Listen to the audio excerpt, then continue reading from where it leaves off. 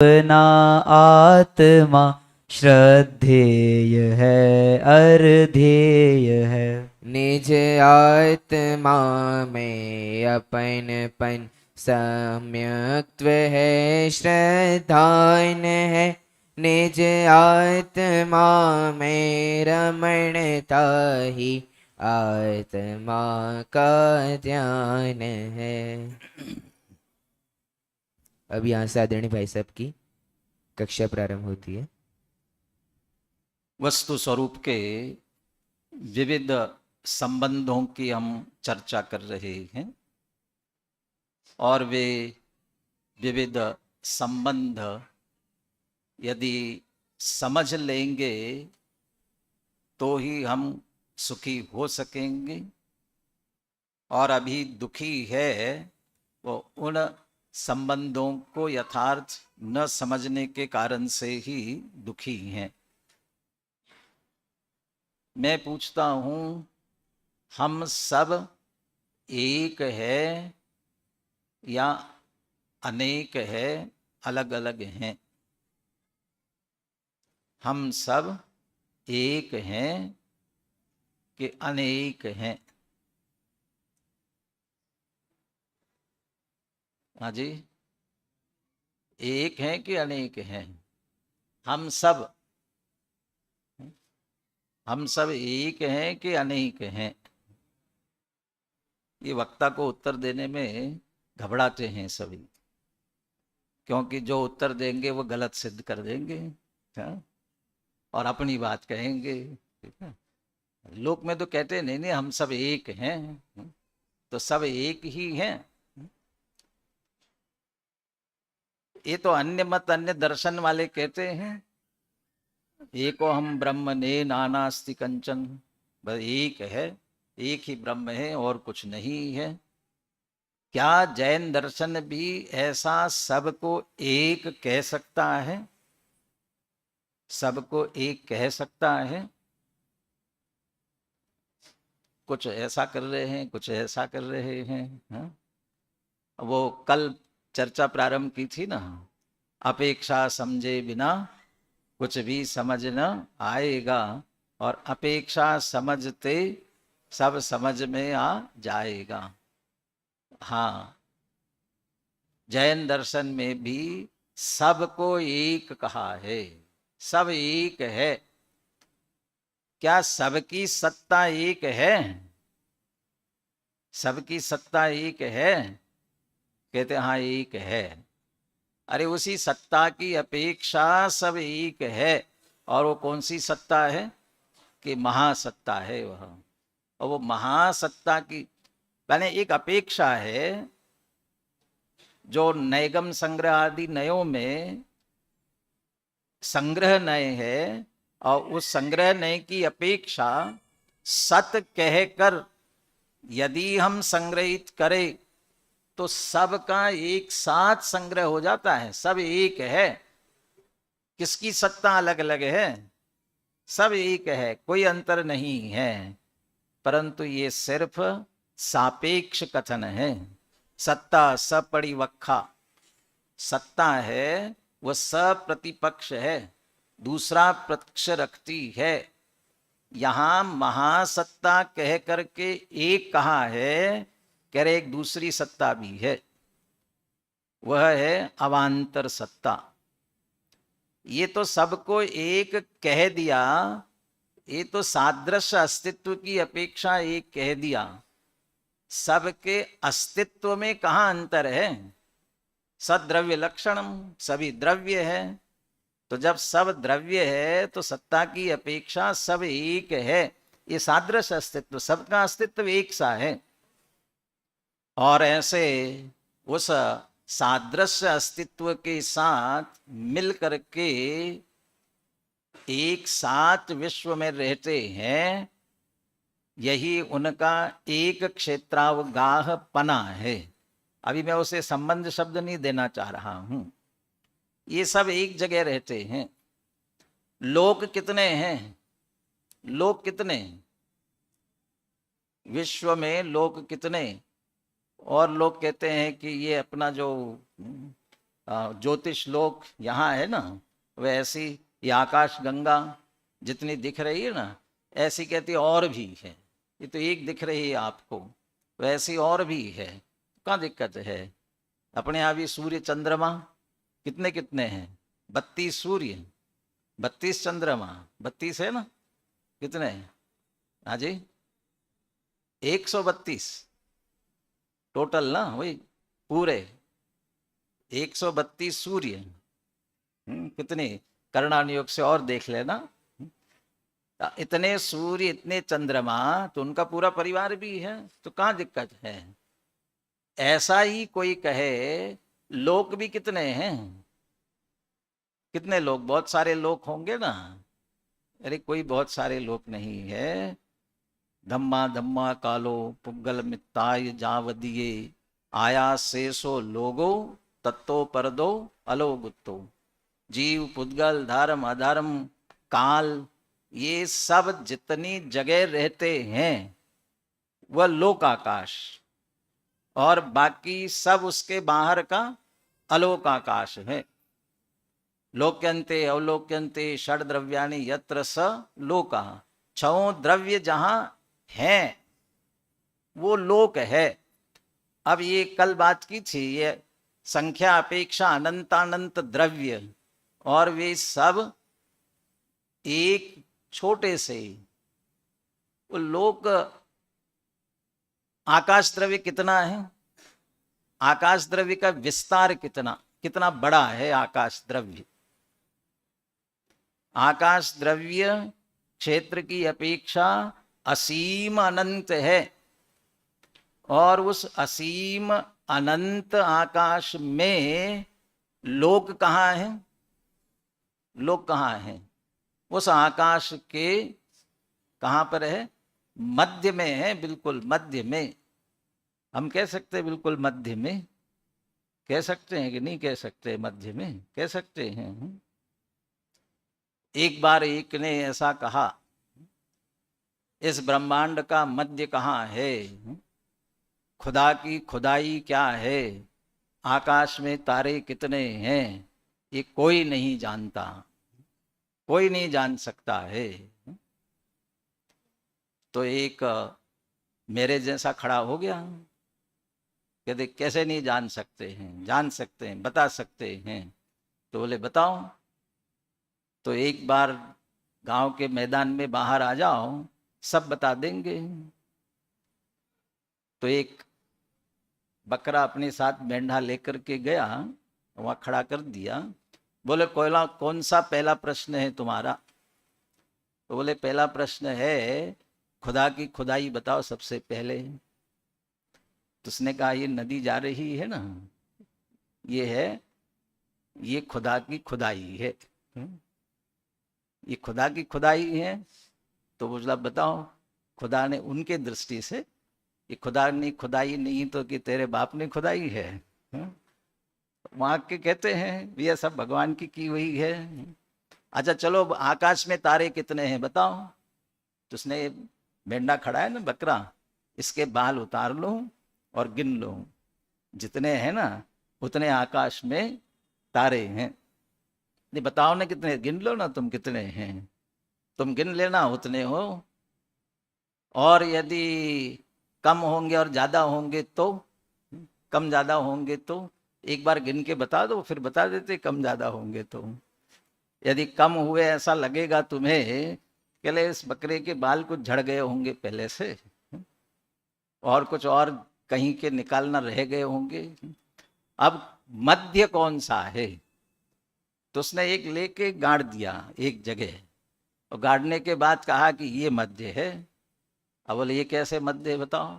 नाप लो, चारों तरफ से नाप लो, बिल्कुल मध्य निकलेगा। अब नापो, कहाँ से नापोगी?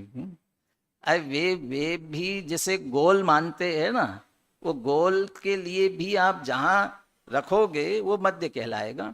और हमारा आकाश द्रव्य तो अनंत है, और उस अनंत आकाश के बीच में बहुत से उदाहरण ऐसे दिए हुए ना, कई घर के बीच में छींका लटका रहता है, वो जैसा एक छींका लटक रहा है, ऐसा ये लोक संपूर्ण आकाश के मध्य में है। और कितना सा, एक बिंदु समान, सिंधु में बिंदु समान, इस छोटे से बिंदु के समान अनंत प्रदेशी आकाश। और अनंत प्रदेशी आकाश में सिर्फ असंख्यात प्रदेशी लोक, लोकाकाश कितना, असंख्यात प्रदेशी। और ऐसे वह असंख्यात प्रदेशी लोकाकाश में ही प्रत्येक जीव के असंख्यात प्रदेश, प्रत्येक जीव के असंख्यात प्रदेश। कितने असंख्यात प्रदेश एक जीव के, एक जीव के कितने असंख्यात प्रदेश। भवन्ति असंख्या जीवे धम्मा धम्मे अनंत आयासे।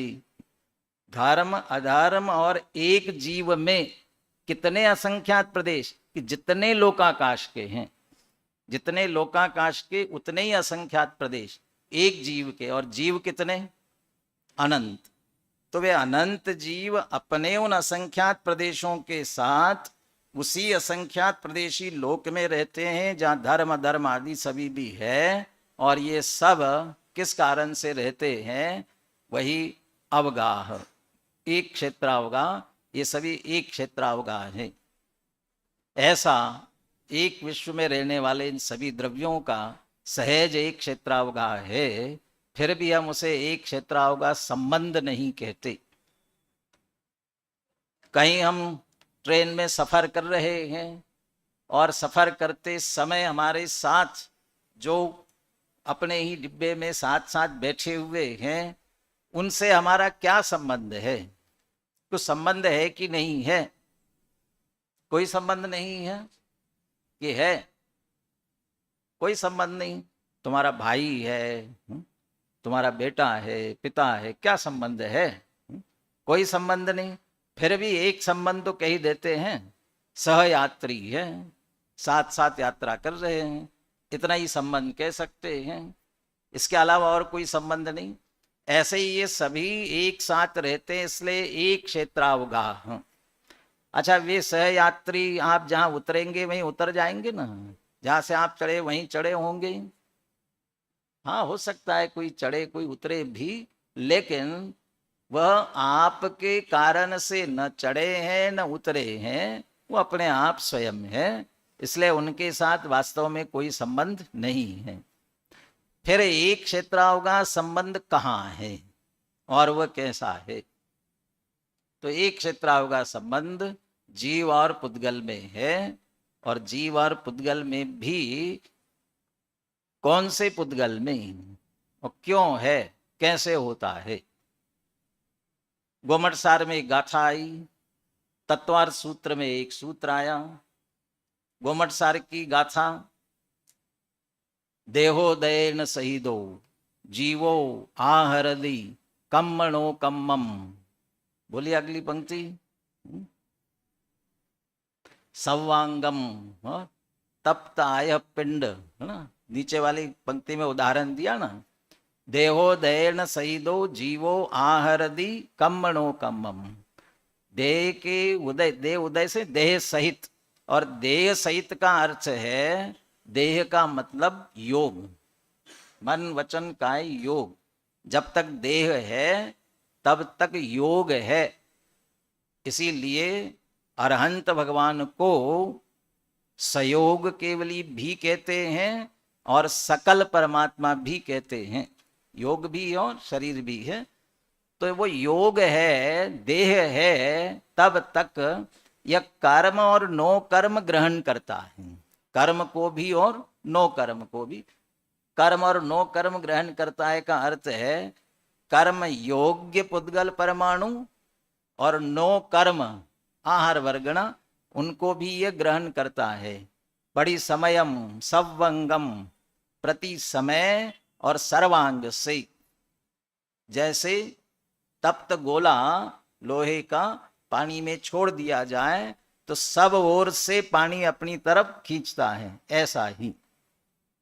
और तत्वार्थ सूत्र में क्या दिया सूत्र, नाम प्रत्यय सर्वतो योग विशेषात सूक्ष्म एक क्षेत्रावगाह स्थिता सर्वात्म प्रदेशेषु अनंतानंत प्रदेशा। मैं बहुत ढूंढ रहा था एक क्षेत्रावगाह, ये शब्द सीधा प्रयोग कहाँ आ रहा है। वो गाथा घुमर सार की भी देखी, उसमें भी सीधा एक क्षेत्रावगाह नहीं लिखा, लेकिन तत्वार सूत्र के इस सूत्र में जरूर लिखा। सूक्ष्म एक क्षेत्रावगाह स्थिता सर्वात्म प्रदेशेषु अनंतानंत प्रदेशा। नाम प्रत्यया, ये जितने आ रहे हैं ना, अपने अपने नाम के अनुसार, नाम के अनुसार ज्ञानावरण, दर्शनावरण आदि सबकी नाम प्रत्यया सर्वतः कहां से आ रहे हैं? ज्ञानावरणी कर्म कहां से आ रहे होंगे? ऊपर से आ रहे होंगे, अकेले यहां बंध रहे होंगे। और दर्शनावरणी कहां से आएंगे?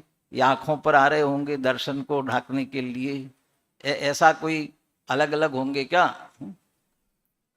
सर्वात्म प्रदेशेषु भी कहा आगे, सर्वतः, सर्व ओर से आ रहे हैं। वे आने वाले ही तो हमें दिखाई दे रहे हैं क्या? नहीं दिखाई दे, सूक्ष्म।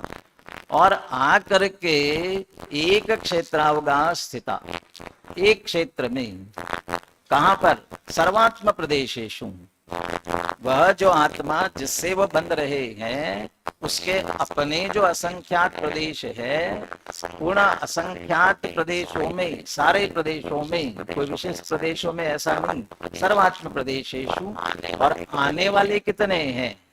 सद्दानंतिम भागम अभव जीवानम, अवविजीवों से अनंत गुणे और सिद्धों से अनंत वे भाग। कितने?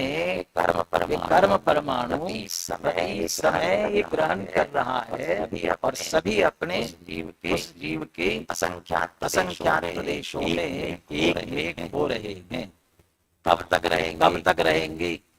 तब तक रहेंगे उसके पीछे वाले सूत्रों में आए। विभागो अनुभवा स यथानाम और ततश्च निर्जरा, वह जब तक फल देने में नहीं पके नहीं, और उदय में फल देने तक रहेंगे, फल देंगे यथानाम, जो उनका नाम है उसे देंगे। और फिर ततश्च निर्जरा हो गई, माने क्या हो गया?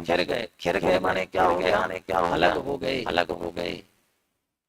टोडरमल जी इसके कहते हैं वे जो कर्म परमाणु फल दे गए उसके बाद अलग हो गए, माने बिल्कुल अलग हो जाते हैं, चले जाते हैं।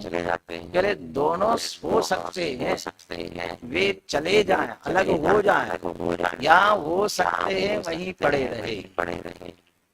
परंतु अब उनका जीव के साथ कर्म पने से संबंध नहीं रहेगा।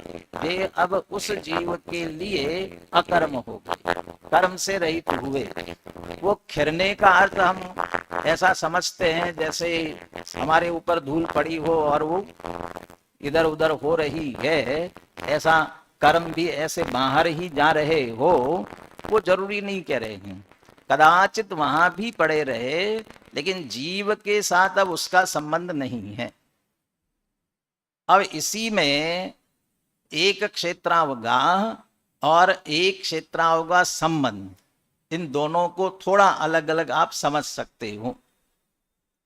वे जो कर्म जब इस जीव ने अपने योग के निमित्त से सर्व ओर से ग्रहण किए और जीव के आत्म प्रदेशों में आकर के स्थित हो गए, और वे जो आए थे ना, अकेला योग के कारण से नहीं आए हैं, योग के साथ साथ कषाय भी थी, उसके कारण उसमें रस भी पड़ा था, स्थिति अनुभाग भी पड़े हुए थे।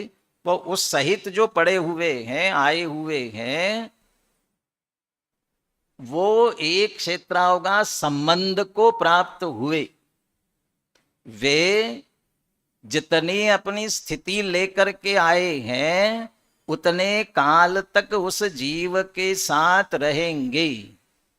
वे अनुबंध लेकर के आए हैं, और साथ ही फल देकर ही जाएंगे, फल दे के ही जाएंगे, बिना फल दिए नहीं जाएंगे। ये करना नियोग का भी नियम है, किसी न किसी रूप में फल दे के ही जाते हैं। नहीं, बिना फल दिए भी जाते हैं ना। वो यदि अपने परिणामों से उनकी अनुभाग शक्ति घट गई या दूसरे में संक्रमित हो गई तो ठीक है, लेकिन जिस रूप में भी उदय में आएंगे कुछ न कुछ दे के ही जाएंगे। अल्प से अल्प जैसा भी होगा, वह अनुभाग और स्थिति वह पूरी होने पर फल देकर जाएंगे, और जब तक नहीं जाएंगे तब तक जीव के साथ है वह एक क्षेत्रावगा संबंध को प्राप्त है।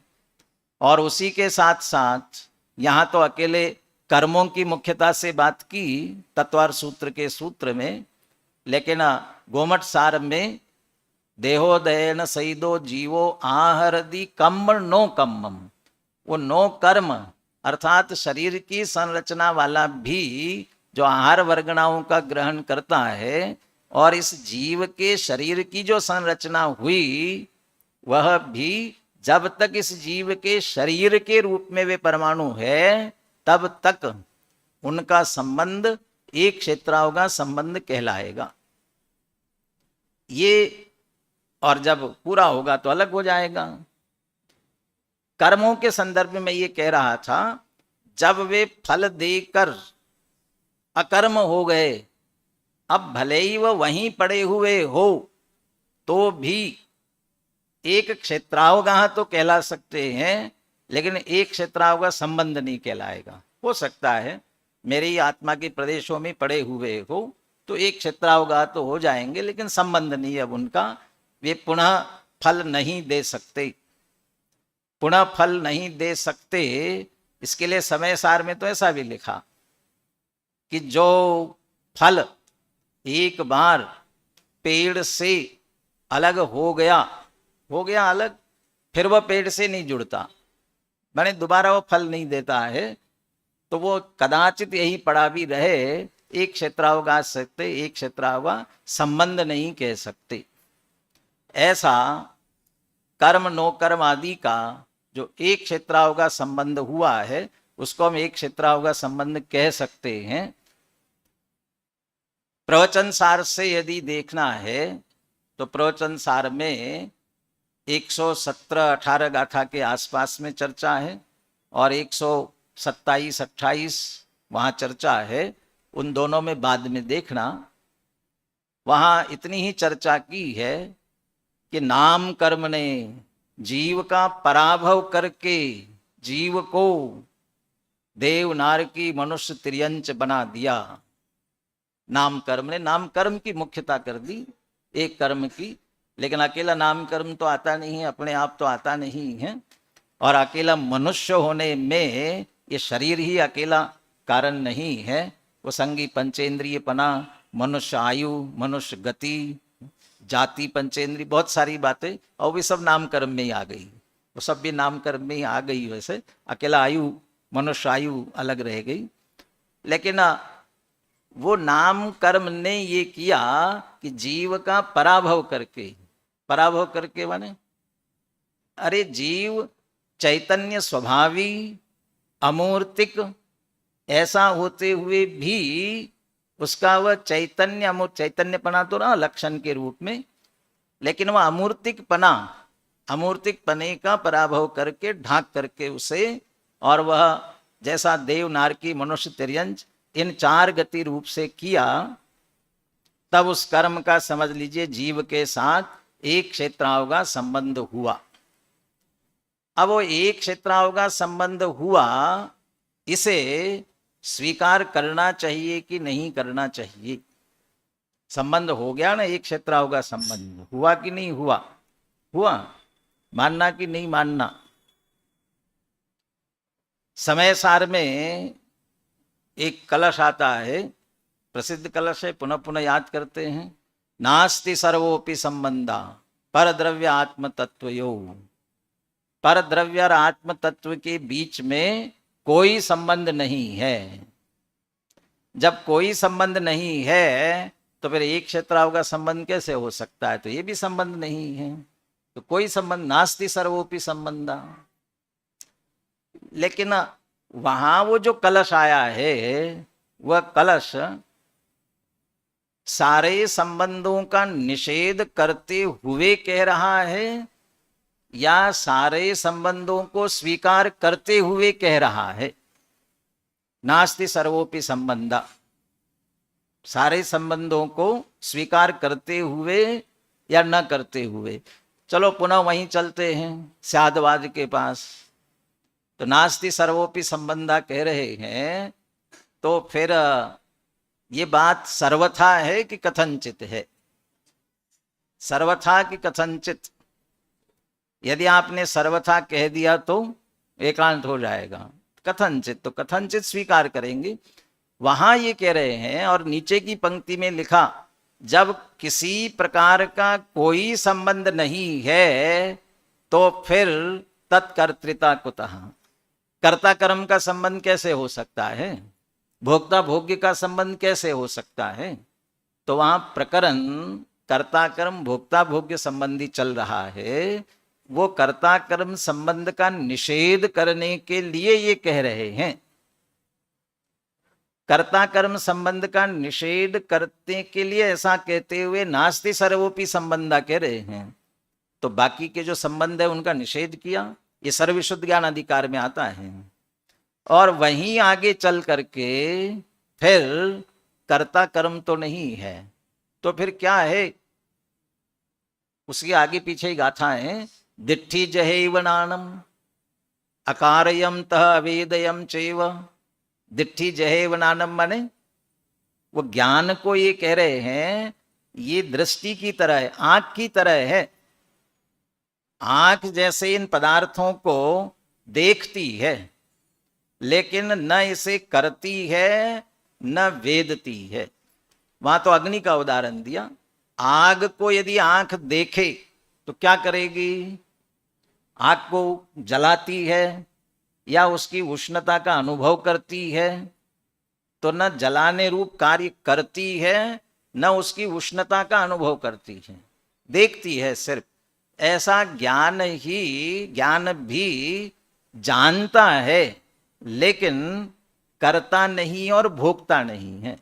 अकार्यम तः अवेदयम चैव, तो जानता है ये कहा और करने और भोगने का निषेध किया। तो वे जानता तो है ना, तो जानता है तो जानने वाला जो संबंध है, ज्ञेय ज्ञायक संबंध, ये संबंध तो हुआ ना, ये तो है ना संबंध। तो फिर आप नास्ति सर्वोपि संबंधा कैसे कहते हो? कोई संबंध नहीं है ऐसा कैसे कह सकते हो? जो प्रकरण चल रहा है उसके अनुसार यदि पिता पुत्र में अनबन हो जाए, पूत कपूत तो क्यों धन संचय, पूत सपूत तो क्यों धन संचय, और सपूत के साथ तो विवाद अनबन होगी नहीं। और कपूत हो और यदि संपत्ति उड़ा रहा हो तो फिर पिता क्या करते हैं? बार बार सारा पैसा उड़ा रहा हो, खर्च कर रहा हो और फिर पैसा मांगने आए, और बाजार से उधार ले लेकर के और खर्चा करे, वो देने लेने वाले और मांगने आ जाए, तो फिर मांगने आ जाए, तो फिर पिता कह देता है जा तेरे साथ मेरा कोई संबंध नहीं है। अकेला उसे ही नहीं कहते हैं बल्कि अखबारों में छपवा देते हैं, आज से इससे मेरा कोई संबंध नहीं है। संबंध छूट गया ना, अब कोई संबंध नहीं है कि नहीं है? है। अच्छा, ऐसा कहने से और लिखित देने से भी पिता पुत्र का संबंध छूट जाएगा क्या? तो है वो है पिता पुत्र का संबंध, फिर नहीं है क्यों कहा जा रहा है?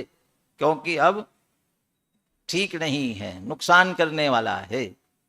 तो जहां जैसा आवश्यक है उतने संबंध स्वीकार किए जाते हैं, प्रयोजन के अनुसार स्वीकार करते हैं, प्रयोजन पूरा हुआ तो निषेध भी करते हैं। अब ये जो दोनों एक हुए, इस एक क्षेत्रावगा संबंध को क्या आवश्यकता है? एक हुए तो एक हुए कि अकेला एक कहे गए, एक हुए कि अकेला एक कहे गए। एक क्षेत्रावगा होने पर एक कहे गए, एक हुए नहीं है। ऐसा मिलने पर भी एक हुए कि पृथक पृथक रहे, इतना मिलने पर भी एक रहे कि पृथक पृथक रहे, ऐसा मिलने पर भी पृथक रहे। इसके लिए भी प्रवचन सार 106 नंबर की गाथा, 106 नंबर की गाथा में पविभक्त पदे सत्तम पुधत्तम, जिनके प्रदेश अलग अलग है उन्हें पृथक कहा जाता है, पृथकत्व। और जिनके प्रदेश एक है उन्हें यदि भिन्नता भी है उन्हें अन्य अन्य कहते। वह अन्यत्व और पृथकत्व की परिभाषा दी। तो जिनके प्रदेश भिन्न है उन्हें पृथक कहते हैं, और जिनके प्रदेश एक है उन्हें उनमें यदि भेद है तो उन्हें अन्य अन्य कहते हैं। अब यहां भी अपेक्षा समझे बिना, अभी तो एक क्षेत्रावगाह या एक क्षेत्रावगा संबंध किसे कहा अपन ने? एक क्षेत्रावगा संबंध वहां होता है जिन दो द्रव्यों का क्षेत्र एक है, और क्षेत्र को हम यदि प्रदेश कहे तो हम ऐसा कह सकते हैं कि दोनों का प्रदेश एक है। अभी यहां मैं मनुष्य रूप पर्याय में हूं, इसे असमान जाति पर्याय कहा, दो की मिली जुली पर्याय है। अब ये पर्याय में जहां आत्मा के प्रदेश है वहीं शरीर के प्रदेश है, कर्म के प्रदेश है। सर्वात्म प्रदेशेषु अनंत अनंत प्रदेशा, वहीं एक में खो रहे हैं। तो दोनों के प्रदेश एक हुए ना कि नहीं हुए? दोनों के प्रदेश एक है कि अलग अलग है? पुनः वही अपेक्षा लगानी पड़ेगी। कौन से प्रदेशों की बात की जा रही है? आकाश के प्रदेशों की बात है या उस द्रव्य के प्रदेशों की बात है? तो आकाश के प्रदेश और द्रव्य के प्रदेश अलग अलग होते हैं। अरे प्रत्येक द्रव्य स्वचतुष्टयात्मक है, तो प्रत्येक द्रव्य का अपना स्वद्रव्य, स्वक्षेत्र, स्वकाल और स्वभाव होता है। तो उस द्रव्य का अपना सामान्य गुणों में से प्रदेशत्व गुण की अपेक्षा जो स्वक्षेत्र है वह उसके अपने प्रदेश है। वह जितने स्वक्षेत्र वाला है वह उसके अपने प्रदेश है। और इसी आधार से ये कह रहे थे हम, धर्म द्रव्य के असंख्यात प्रदेश, अधर्म द्रव्य के असंख्यात प्रदेश। तो वे धर्म द्रव्य के असंख्यात प्रदेश माने लोकाकाश के प्रदेश नहीं है, अपने उसका आकार कितना है उसकी अपेक्षा। ऐसे जीव के अपने असंख्यात प्रदेश है, और पुद्गल एक परमाणु है तो एक प्रदेशी, असंख्यात परमाणुओं का स्कंद है तो असंख्यात प्रदेशी, अनंत परमाणुओं का स्कंद है तो अनंत प्रदेशी, तो उसके अपने प्रदेश है। ये जो अपने उनके अलग अलग प्रदेश है, ये प्रदेश भिन्न भिन्न कहलाएंगे, ये एक नहीं होते। तो जिनकी ये प्रदेश की भिन्नता है उन्हें पृथक पृथक ही कहा जाता है। यहां शरीर या कर्म, कारमान भी शरीर ही कहलाता है, ये औदारिक शरीर और कारमान शरीर जिन पुद्गल परमाणुओं से बना उसके अनंत प्रदेश और आत्मा के असंख्यात प्रदेश, ये दोनों ही आकाश के एक प्रदेश में है, एक स्थान पर है, और परस्पर अभी निमित्त नैमित्तिक संबंध ले लो, ऐसा संबंध है। इसलिए वहां एक क्षेत्रावगा संबंध कह रहे हैं, एक प्रदेश में कहा जा रहा है, लेकिन वास्तव में एक प्रदेश नहीं है, दोनों के प्रदेश भिन्न भिन्न है, इसीलिए उनमें पृथकता है। अरे यहां इतने ट्यूब लाइट अलग अलग जल रही, लाइट जल रही है, इन सब लाइट का प्रकाश अलग अलग है कि एक है? सब लाइट का प्रकाश सब मिलकर एक होता हुआ दिख रहा है ना। तो सब मिलकर के एक हुआ कि अलग अलग है। तो हम जितना जिसका प्रकाश हो रहा है ना, उसको उतने प्रदेश कहे। तो वे जो सारे प्रदेश है वो सब मिलकर एक हो गए कि अलग अलग हुए? अभी एक में एक दिख रहे हैं, लेकिन फिर भी एक में एक हुए नहीं हैं। कैसे पता चलेगा एक में एक नहीं हुए? एक लाइट बंद कर दो, और एक लाइट बंद करते ही क्या हो जाएगा? एक लाइट का प्रकाश ही जाएगा। वो देख कितना सहज संबंध है। एक लाइट बंद करते ही अपना सारा प्रकाश, माने उस लाइट से संबंधित सारा प्रकाश चला गया, और वो अपने प्रकाश का एक अंश भी छोड़कर नहीं गया और दूसरे लाइट का एक अंश भी लेकर नहीं गया, क्योंकि मिले हुए होने पर भी वे भिन्न भिन्न थे। जब मिले थे तब भी भिन्न भिन्न थे। इसी को कहते हैं अपने अपने प्रदेश भिन्न है, और इसलिए कहते हैं पृथक हैं। एक में एक होते हुए भी पृथक पृथक हैं। तो आत्मा और शरीर मिला, इस संबंध को किसके संबंध की तरह समझना? समय सार में इस संबंध को दूध पानी की तरह संबंध इनका जानना। दूध और पानी की तरह इनका संबंध है। और वही बात आपके 12 भावना में कही। कौन सी पंक्तियां हैं? जल पय जो जिय तन मेला, पै भिन्न भिन्न नहीं भेला, तो प्रगट जुदेदन धामा, क्यों है मिली इक सुत रामा। हम सबको मिलकर एक एक कहते हैं। कहते कहाँ एक हो रहा है? देह और जीव कैसे मिले हुए हैं?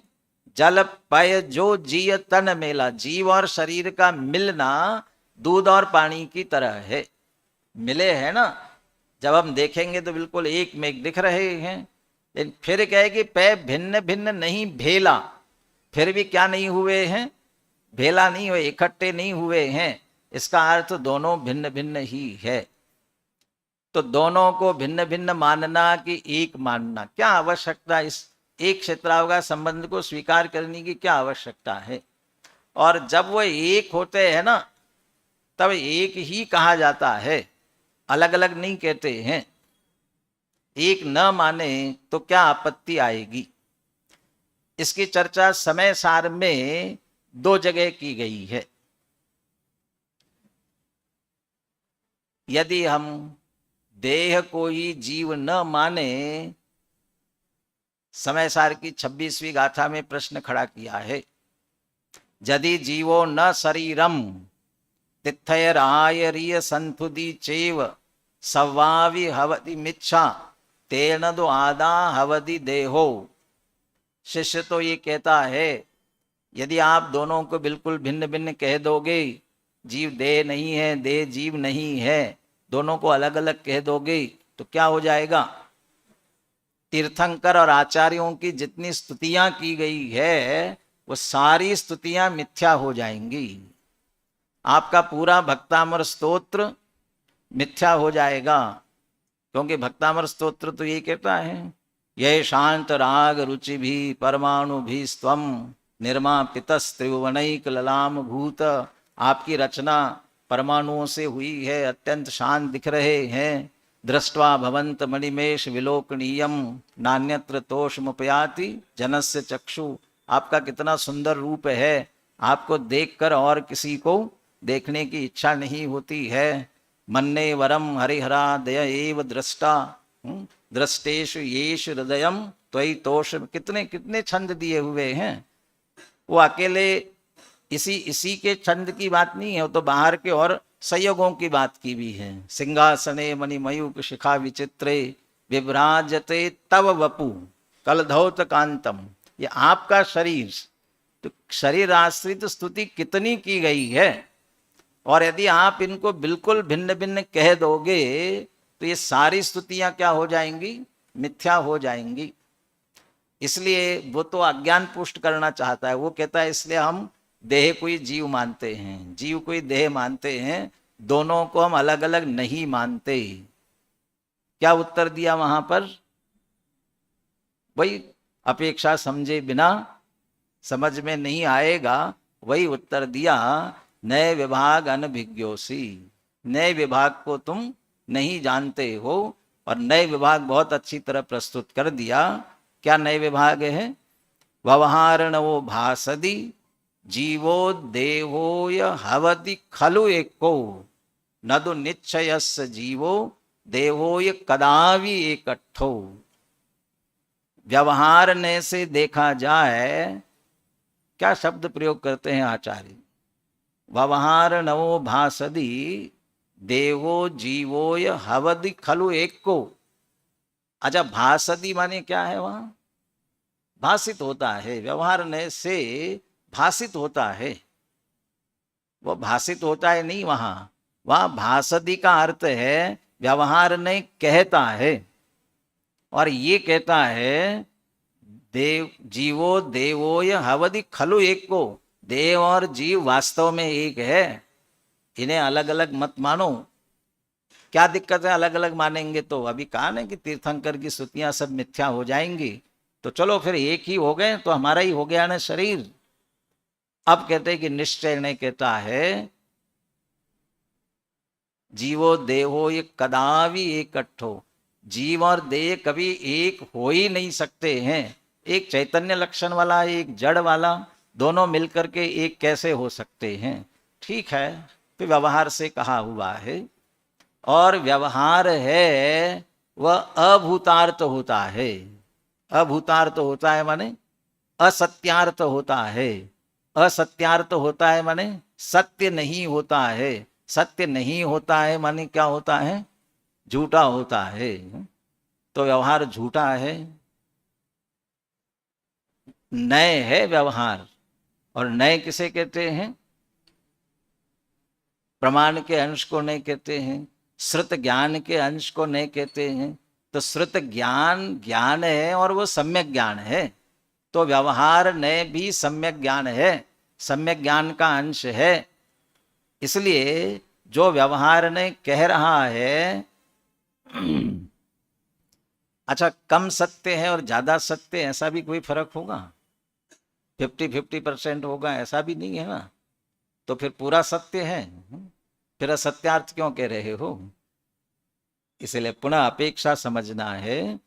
जब हम दोनों के वह संयोग रूप अवस्था देख रहे हैं, उस समय दोनों एक है। व्यवहार की अपेक्षा से एक ही मानो, ये 100% सत्य है।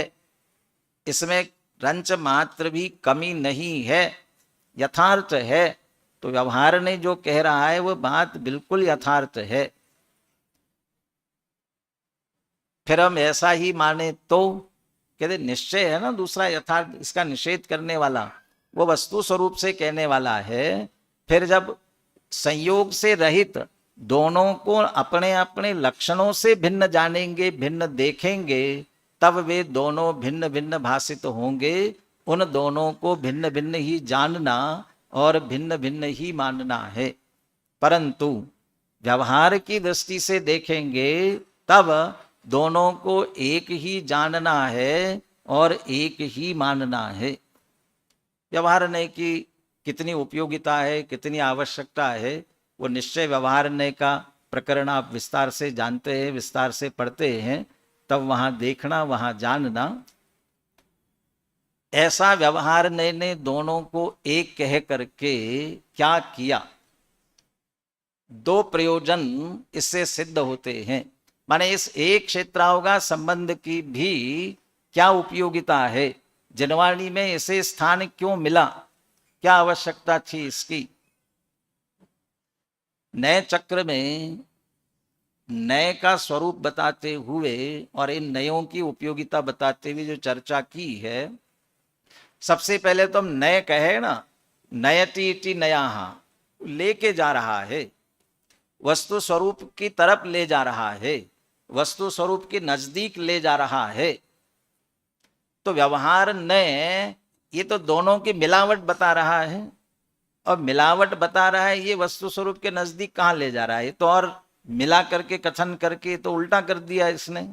कहाँ स्वरूप के पास ले जा रहा है? कह रहे ये भी स्वरूप के पास ही ले जा रहा है। वहां कहा जैसे हमें हीरा ढूंढना है तो हीरा चाहिए, कहाँ मिलेगा हीरा? तो कहेगा सूरत की मंडी में चले जाओ, बंबई के बाजार में चले जाओ, जौहरी बाजार में चले जाओ, वहां मिलेगा। वो नहीं, हम हीरा ओरिजिनल कहाँ से निकलता है वहां से देखना चाहते, कहाँ मिलेगा? तो कहेगा यदि ऐसा देखना है, कहते हीरा पृथ्वी में मिलेगा। हीरा क्योंकि खदान से निकलता है ना, वो पृथ्वी में मिलेगा। अब वो कह रहा है हीरा पृथ्वी में मिलेगा, इसने कहा। ऐसा कहने वाले ने क्या किया? बहुत आसान काम किया कि कठिन कर दिया? ये पृथ्वी में मिलेगा कह दिया तो कहां तक ढूंढेंगे पृथ्वी में? लेकिन कहते उसने इतना तो आसान कर दिया कि सारे आसमान में यहां वहां मत ढूंढो, वो है वहां जमीन में से, खदान से निकलता है, तो तुम्हें आसमान में ढूंढने की जरूरत नहीं है, खदान में मिलेगा। इतना नजदीक तो कर दिया है उसने। और फिर उसमें भी कहेंगे तो कहाँ मिलेगा? अब जहां वो खदानें होती है, या हिंदुस्तान में कहते हैं कि पन्ना नाम की एक जगह है, और पन्ना में, पन्ना जिले में वहां हीरे की खदानें हैं, कहले वहां मिलेगा। अब वहां भी मिलेगा तो विशेष खदान में जाकर के ढूंढना पड़ेगा।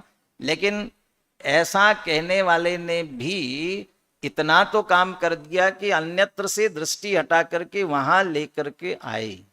ऐसा ही जीव संसार दशा में कहाँ मिलेगा?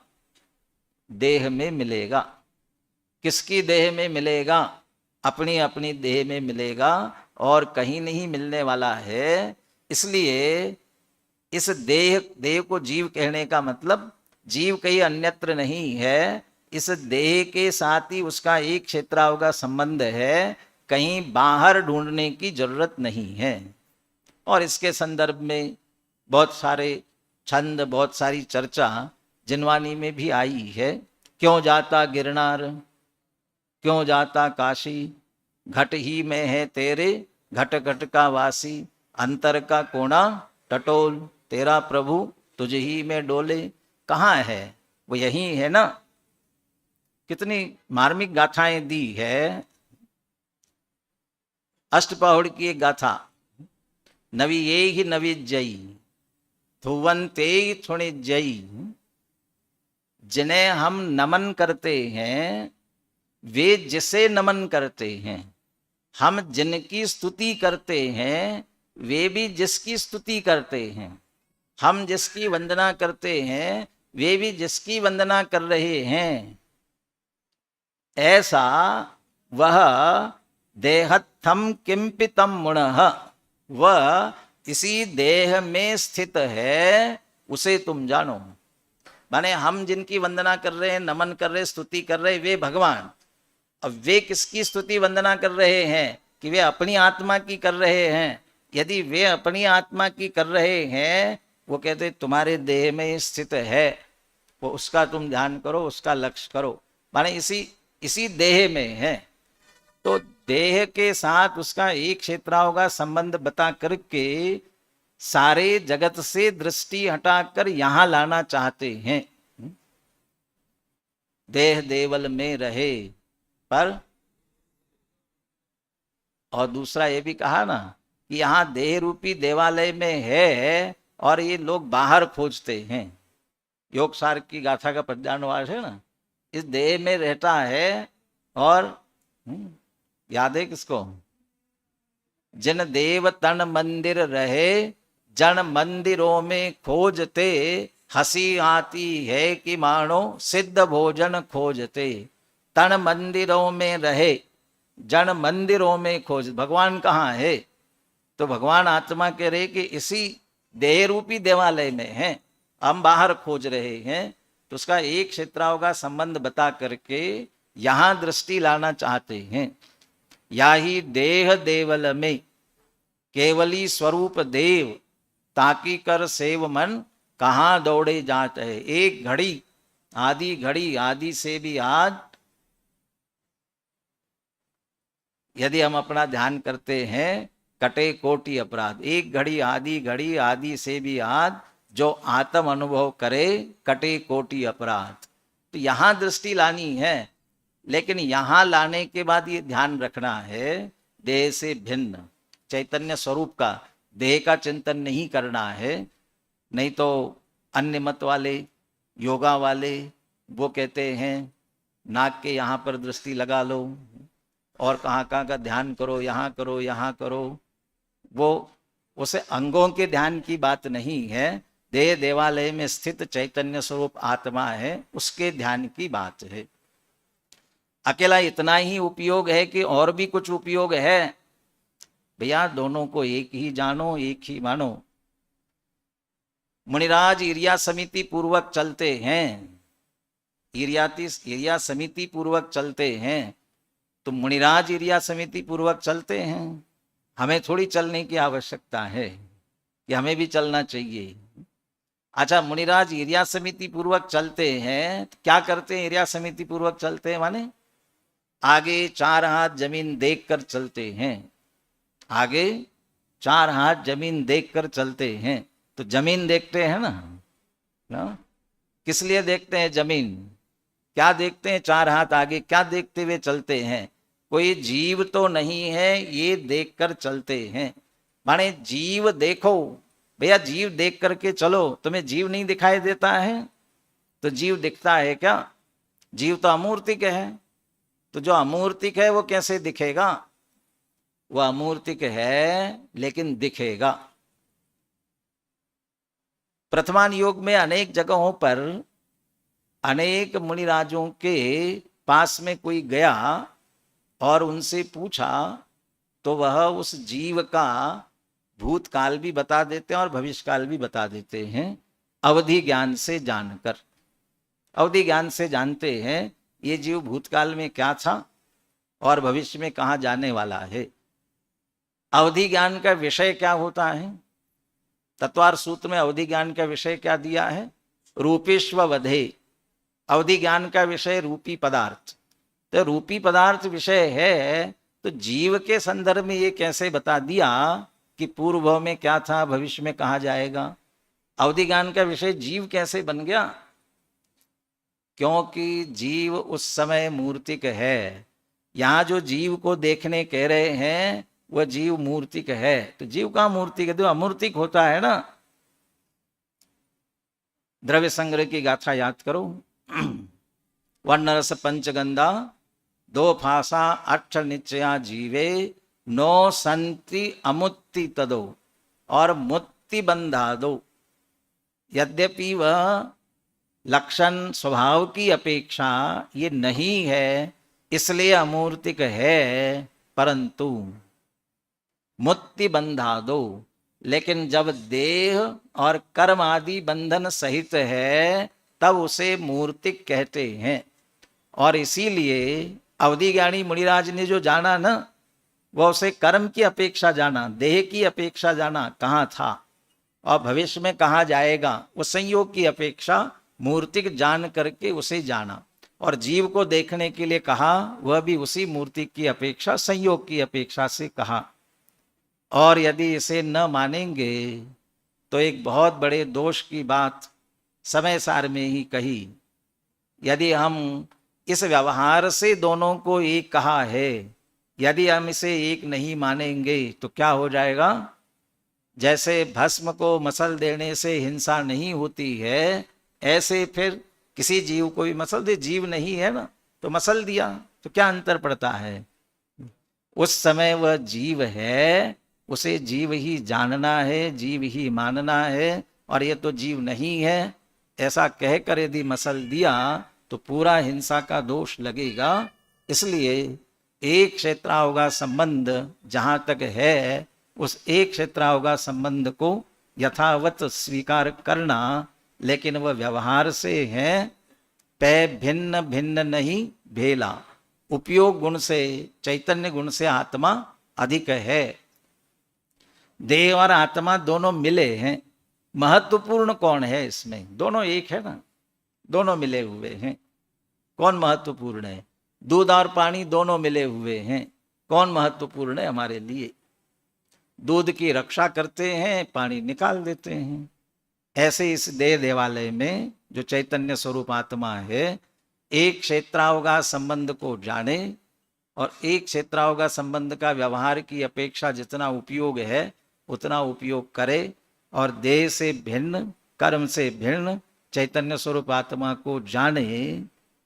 कैसे जाने, क्यों जाने, और भी कोई संबंध है उसके साथ में, तो ज्ञेय ज्ञायक संबंध है। उस ज्ञेय ज्ञायक संबंध की चर्चा अपन आगे कल करेंगे।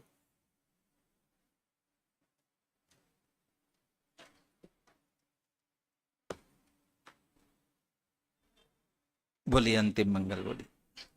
तद्धर्मणस्तत्त्वं पश्यन्ति प्रत्यगात्मना अनेकान्तमयि मूर्तिर्नित्यमेव प्रकाशताम्।